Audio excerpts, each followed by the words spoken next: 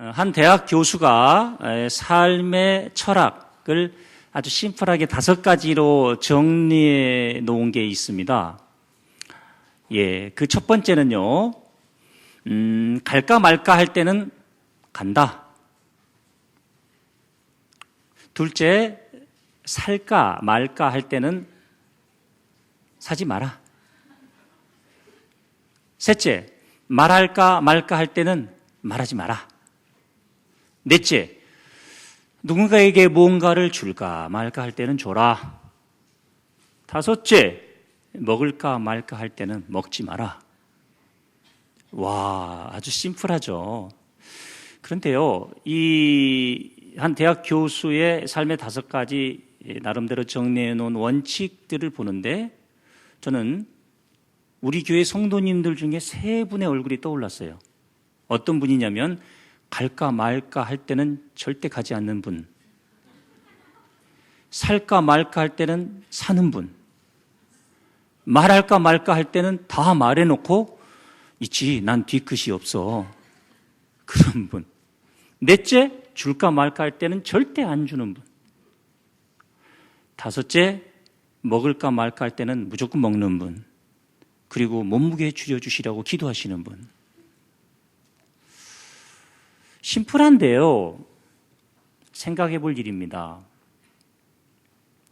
혹시 교인들 장례식 문자가 뜨죠? 일단 교회에서는 목장 리더들에게 문자를 보내고, 목장 리더들은 백발백중 목원들에게 보내고, 가고 안 가고는 목원들이 결정한다. 그런데 갈까 말까 할 때 가셨나요?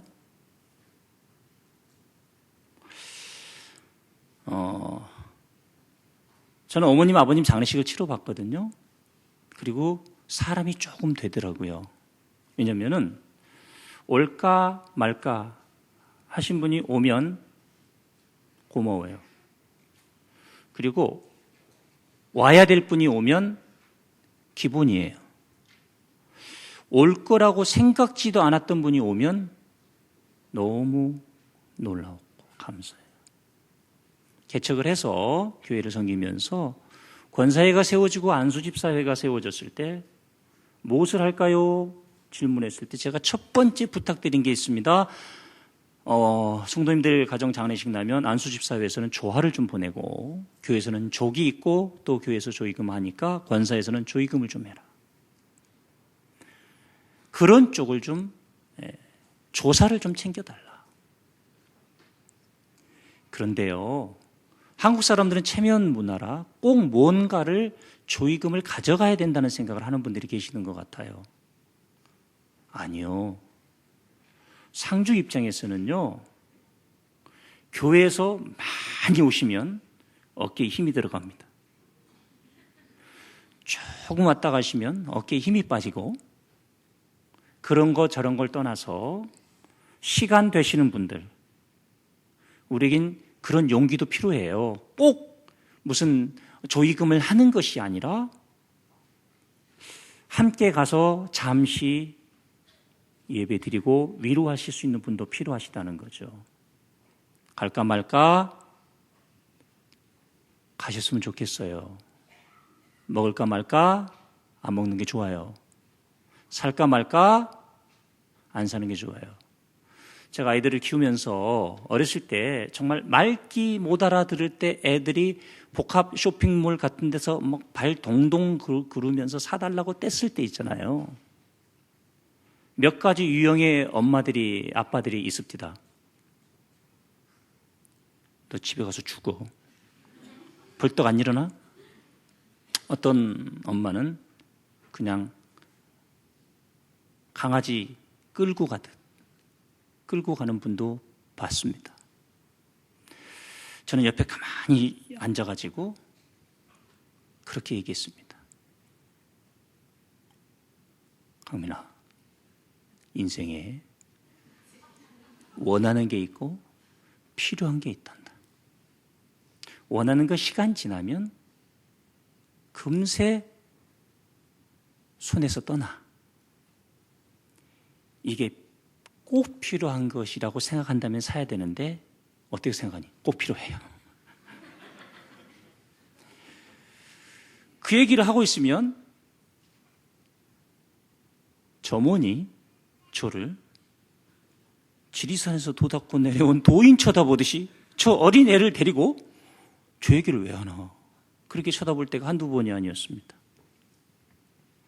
근데요, 개념은 이해해도요, 사람이 얼마나 신비로운지 아십니까? 우리는 끊임없이 인생을 살면서 선택해야 될 일이 너무 많습니다. 성서적 세계관, 인생관. 첫째, 인생은 유한하다. 두 번째, 위탁받은 것이다. 세 번째, 시험이다.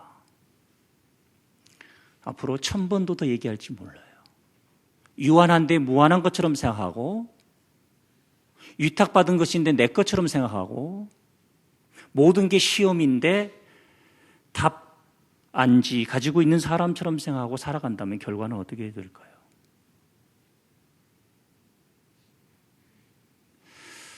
우리는 1년에 한 허리에 서 있어요. 성서는, 또 기독교는 7월 첫째 주일을 맥추절로 지킵니다. 맥추 감사 주일로 지키죠. 구약 성서에 3대 절기가 있으니 유월절, 맥추절, 초막절입니다. 유월절은 출애굽한 것을 기념하여 기억하기 위해, 맥추절은 추수에 대한 감사, 그리고 초막절은 광야 생활 40년. 그래서요, 성지를 가보면 지금 제 계획은 우리 로고스교회 20주년 때에 출애굽기 강해를 하고 이 공부가 어느 정도 맞춰질 즈음에 성지를 함께 가는 시간을 마련하려고 20주년 준비를 하고 있습니다. 성도님들은 카드만 준비하시면 됩니다.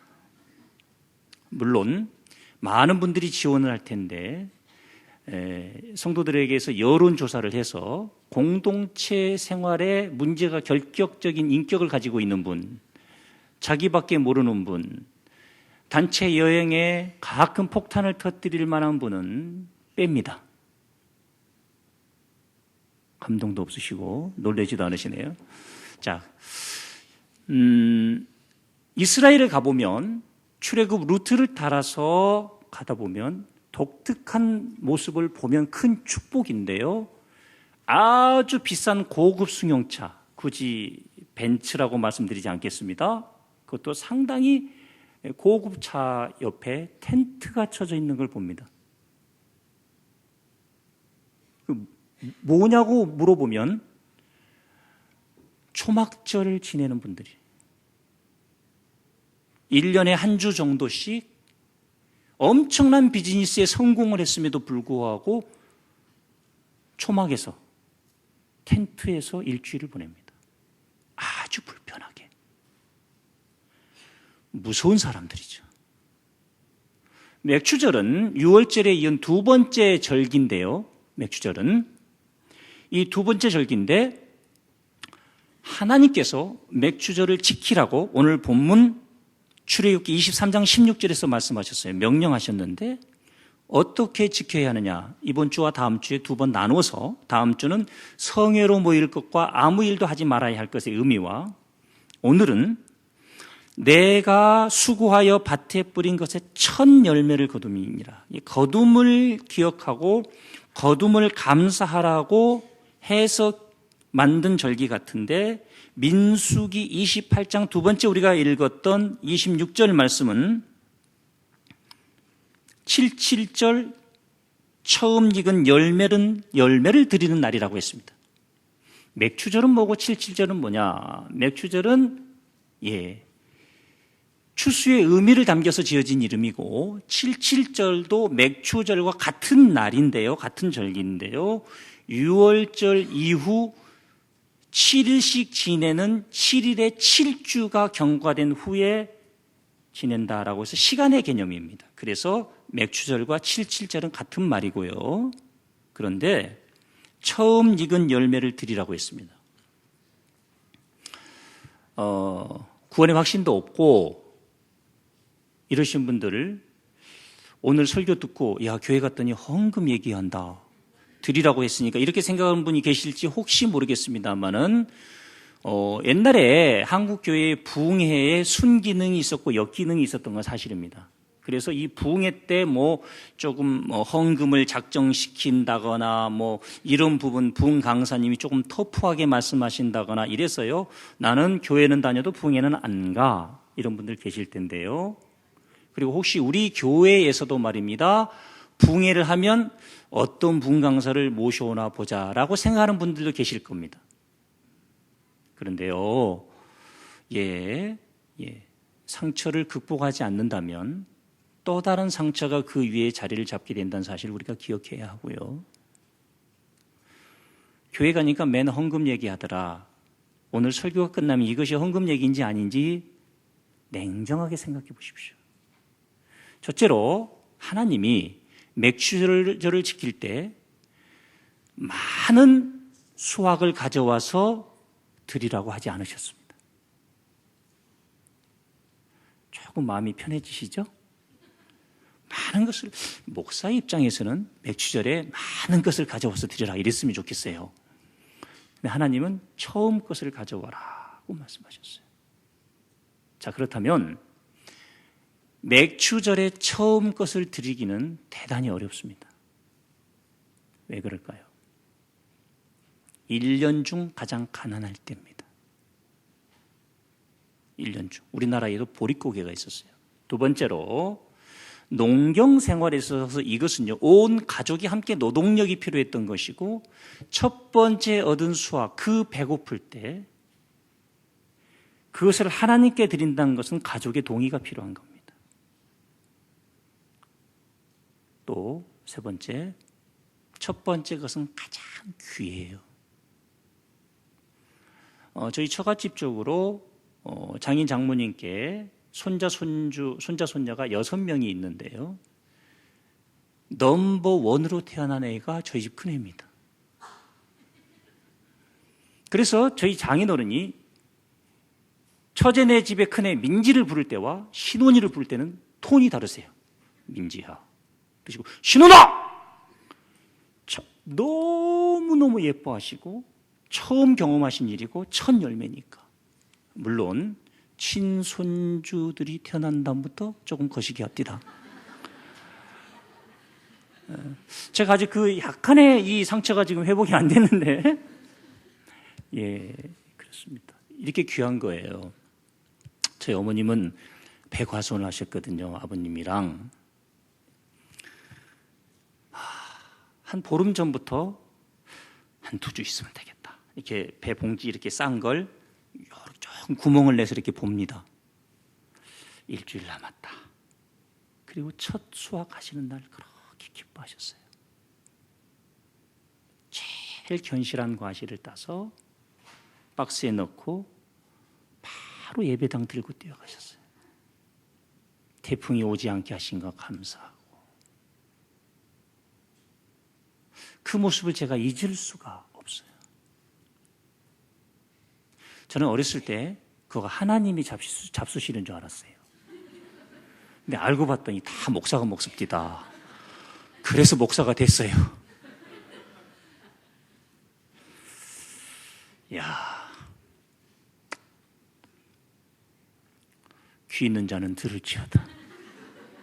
하여튼 해년마다 핵과일이 나오면 잘 알아서 하시기 바랍니다. 감사합니다. 그 마음, 그 정성 잊을 수가 없습니다. 하나님이 잡수시는 것도 아닙니다. 조금 있다가 그 배고플 때니까 첫 번째 거 니네 먹고 두 번째 거 가져오라 그러실 수도 있습니다. 그런데요, 하나님께서 강조하신 것 중에 제사법에도 제물에게 있어서 가장 핵심적인 2가지 요소가 필요하다면 하나는 정결입니다. 깨끗한 것이어야 돼요. 두 번째는 첫 번째 것입니다. 레위기 2장 14절 보면 너는 첫 이삭의 소제를 여호와께 드리거든. 여기서 소제는 제사를 드리는 방법, 첫 이삭은 맥주절을 의미합니다. 첫 이삭입니다. 자, 레위기 4장 21절 같이 읽을까요? 그는 수송아지를 진영 밖으로 가져다가 첫 번 수송아지를 사름같이 불사를 지니 이는 회중의 숙제제니라.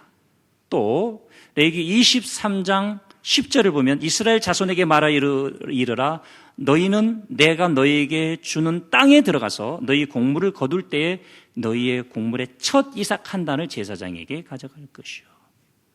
얼마나 첫 것을 이 제사법에서 강조했냐면 27장 26절 같이 읽겠습니다. 오직 가축 중에 처음 난 것은 여호와께 드릴 첫 것이라.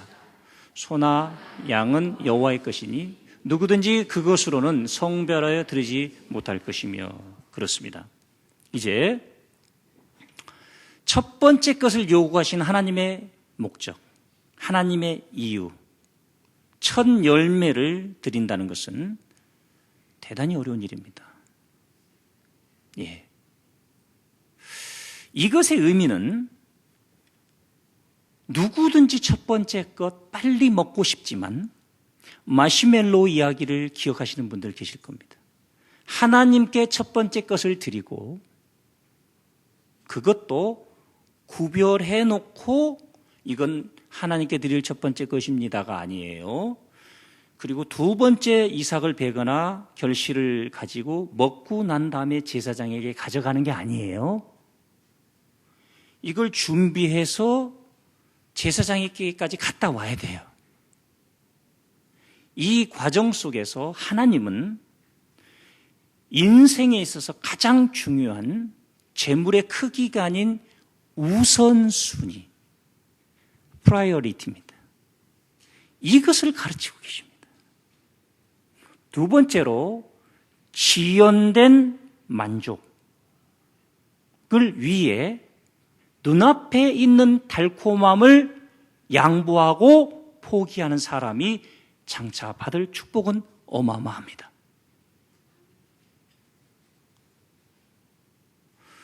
공부하는 학생이 말이에요. 열심히 공부한다고 성적이 나오는 게 아니에요. 중요한 것을 외워야 됩니다. 시험에 안 나올 것을 외우고 나면 사람의 이 뇌에는 한계가 있기 때문에 기억 저장 장치, 정보 저장이 딱 닫히게 되고 그 이상은 암기가 안 돼요. 그래서 우리가 학교를 다니면서 성적은 중요한 것과 중요하지 않은 것에 대한 시험이에요, 사실은. 6개월을 살았습니다. 우리 교회도요, 우리 교회는 회계년도가 12월부터 시작되기 때문에 5월까지 마무리를 하고 6월 첫 주에 목회자들 전체 목회 평가회를 했습니다. 많은 질문이 있습니다. 은사에 따른 성도 재배치가 된 분은 누구냐?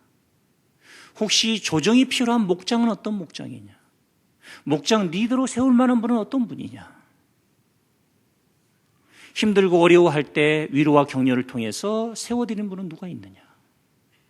교구별 출석 대비, 등록 대비 정착, 그리고 재적 대비 출석은 다른 해와 비교했을 때 어떠냐? 맨 마지막 질문은 담임 목사가 당장 버려야 할 거 하나 말씀하세요. 아파요. 비기를 들으면. 근데 제가 좀 아프면 성도들이 덜 아플 것 같아서 계속 그 질문을 하고 있습니다. 할렐루야. 일단 아멘 하시는 분들 저보고 계속 아프란 얘기죠. 아파요. 어쩔 때는요, 속으로 니들이 개맛을 알아? 당신들이 담임 목회 해봤어? 이런 말이 막 튀어나와. 속으로. 평가해야 돼요. 6개월 동안 열심히 살았는데 열매가 없다? 우선순위에 문제가 생긴 겁니다. 우리는 이 6개월을 보내면서 적어도 6월 마지막 주일부터 7월 첫 주까지는 특별히 기도하셔야 됩니다. 하프타임이에요. 축구 경기도 보셨겠지만 전반전에 2대 0으로 밀리다가 하프타임 때 선수 1명 정도 교체하고 또 15분 지난 다음에 교체해서 3대2로 역전하는 경기도 얼마든지 봤습니다. 하나님께서 맥추절을 지키라. 첫 번째 재물을, 첫 번째 수확을 가져와라. 너의 삶의 우선순위가 무엇인지를 묻고 있는 겁니다. 엉켜있는 분들이 너무 많아요. 그래서 제 삶에 10가지 우선순위가 있습니다. 늘 마음에 새기고 있는 얘기예요. 첫째, 사람 먼저 물질 다음.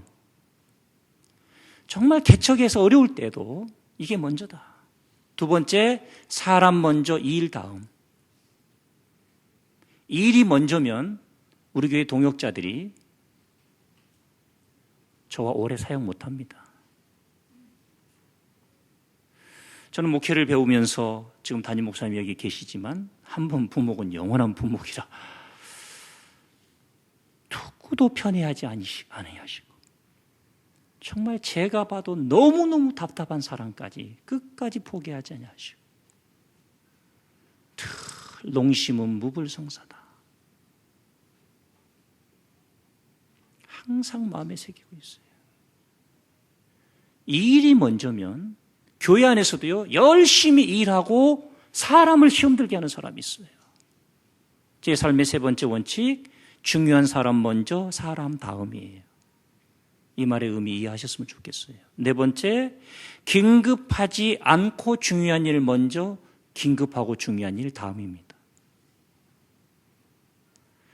이게요, 사람의 뇌라고 하는 것이 긴급하고 중요한 일은 누구든지 하게 돼 있어요. 안 하면 큰일 나잖아요. 그리고 나면 긴급하지 않고 중요한 일은 느슨해집니다. 긴급하지 않고 중요한 일을 먼저 해놓으면 긴급하고 중요한 일은 꼭 하게 돼 있어요. 안 하면 큰일 나거든요. 그래서 우선순위를 끊임없이 조정하는 거예요. 다섯 번째, 본질 먼저 비본질 다음입니다. 여섯 번째, 가까운 곳 먼저 먼 곳 다음. 저에게는 로고스 교회가 먼저입니다. 일곱 번째, 공동체 먼저 개인주의 다음. 여덟 번째, 건강 먼저 학습 다음. 지난 10년 동안 제 삶에 학습 먼저 건강 다음이었어요. 책을 쓴다고 한 2, 3주 정도, 그렇게 탁월한 실력이 있는 사람은 아닙니다만은 적어도 10년에 한 권씩은 책을 내야 되겠다 하고 책을 막 쓰는데 그때 그분이 오시더라고요. 막 감이 와요. 막 하루에 8시간씩 이러다가 어느 날 딱 일어났는데 하고 허리에 문제가 생긴 거예요. 그리고 한 보름 동안 아무것도 못했어요. 그래서 그 다음부터는 이제는 몸이 먼저, 운동이 먼저, 학습이 다음. 새벽기도 끝나고 서재 올라가면 러닝머신 뛰고 스트레칭하고 근육 강화 운동하고요. 또 러닝머신 뛸 때는 통합을 하면 되니까 어떤 목사님 설교 스피커로 확장해서 크게 틀어놓고 두 가지를 같이 합니다. 예, 계속해서 우선순위가 바뀌어요. 다음, 아홉 번째, 작은 것 먼저 큰 것 다음. 열 번째, 하나님 먼저 사람 다음. 끊임없이 스스로 점검해 봐야 합니다. 모세는요, 그의 백성들에게 엄중히 경고하고 있습니다. 신명기 30장 19절인데요. 같이 읽겠습니다. 내가 오늘 하늘과 땅을 불러 너에게 증거를 삼노라. 여기까지 먼저. 와우. 내가 오늘 하늘과 땅을 불러 너에게 증거를 삼노라. 하늘과 땅을 증인으로 세우고 증거를 삼노라. 얼마나 무서운 말씀입니까? 내가 생명과 사망과 복과 저주를 내 앞에 두었은즉 너와 내 자손이 살기 위하여 생명을 택하고. 자, 생명과 사망. 우리는 하나님 복을 주십시오, 복을 내려주십시오라고 기도하는데 이미 우리 앞에 복과 저주가 놓여 있다는 겁니다. 할렐루야. 하나님이 만들어 놓으셨답니다. 택하라는 거예요. 택하라.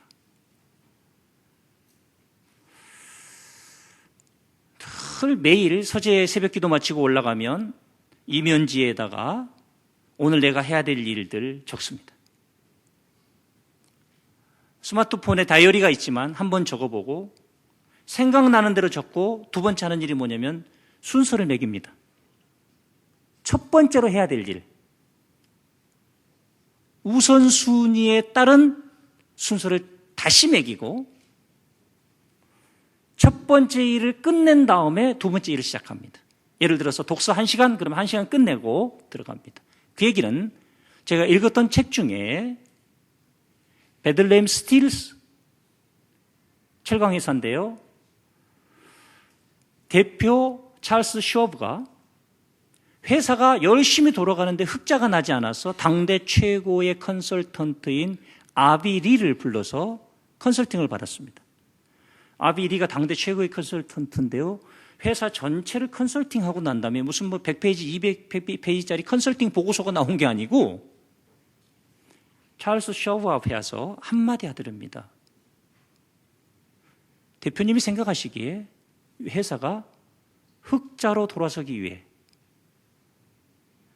대표님이 해야 될 가장 중요한 일 하나만 써보세요.